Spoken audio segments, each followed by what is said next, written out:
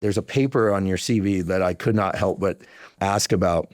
Snack chips fried in corn oil alleviate cardiovascular risk factors when substituted for low-fat and high-fat snacks. Yep. What? What? Yes. Tell me the data. I believe you. I'm just like, what? This is wild. This was funded by Frito-Lay. At that time, they had changed the oil that they were using to fry their corn chips. So this was Doritos, Fritos, Cheetos, and Tostitos. It was all the toast. Yeah. All the Eatos. All the Eatos. And so they had changed to corn oil. They're like, this is an oil that's higher in polyunsaturated fats than what we usually have. What were they using before? I'm not sure. I forget. But it wasn't tallow. I don't think so. Okay. Like, does it make a difference? Is it going to improve health if people choose those snacks compared to other snacks? So we had 3 arms in that study.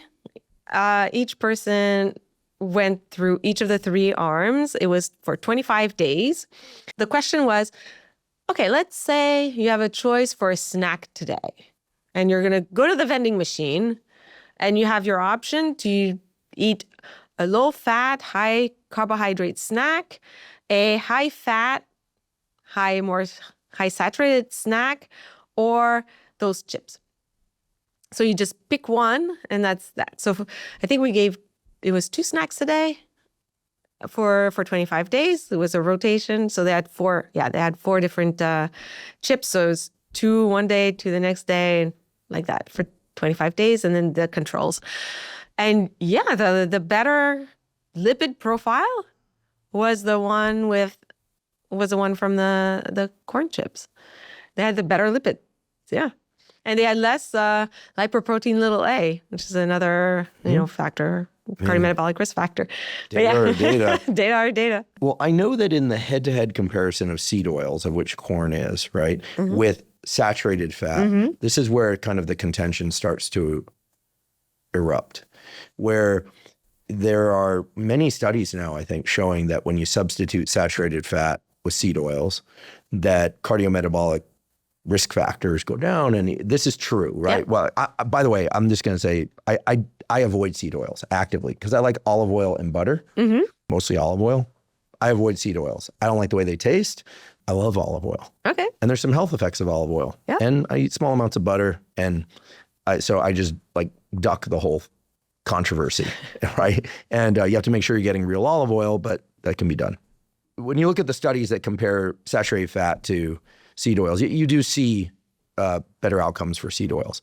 But then there's this crowd that comes in and says, but that's on a backdrop of reasonably high carbohydrate intake. When you start replacing some of those carbohydrates with lower carbohydrate diet, increasing protein intake, so not keto, but kind of like lower-ish starch and sugar, then maybe that balances out. Okay. But the big contention seems to be around the processing of these seed oils. This idea that especially when you make things like chips, that when you take fats and you combine them with carbohydrate and you heat them up a lot, that you create factors that are not good for the body. What is the evidence for or against that? Well, so different oils have different smoke points, right? So each oil should be used for its appropriate usage, right? So cooking process.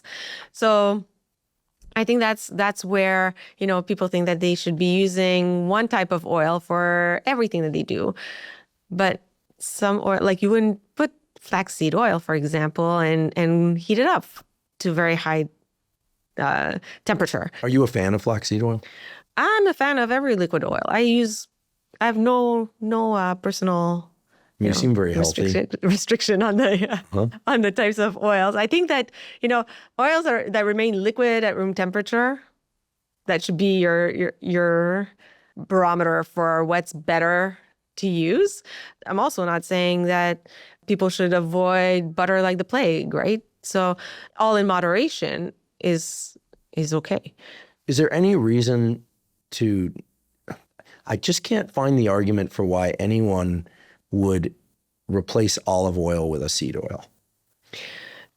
Olive oil has a lower smoke point than other seed oils. So peanut oil, for example, has a higher smoke point. So you can fry in peanut oil. You wouldn't fry anything in olive oil. I wouldn't eat anything fried. Well, yeah. So that's Yeah. a different I value my question. life. But like, No, no, I was you know, like, yeah. so depending on how you want to use Yeah. your oil, and also some people find olive oil in baked goods might impart stronger taste. So depending on the type, so some of them are more flavorful, right? And so they're more fragile, let's say, and they'll impart flavors to different foods where they're not supposed to be.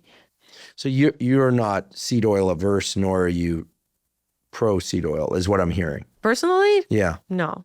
Because I think that the seed oil debate has been very contaminated by the issues that I mentioned before, but also because many, many processed foods contain seed oil. Mm-hmm. They're much less expensive than using, grass-fed butter or olive oil or even just ordinary butter. So it's important to be nutrition facts literate.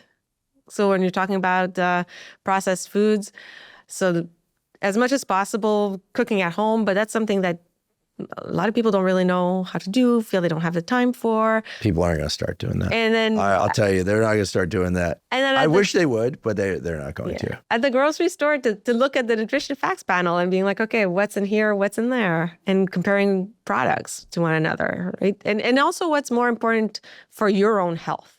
Right? What's relevant for my health may not be what's relevant for your health. Some people we're talking about salt sensitivity. Some people are very salt sensitive. Some people are very active and need to replace salt. And so salt is not an issue for them. But so being able to know what to pay attention to, because otherwise it just gets overwhelming.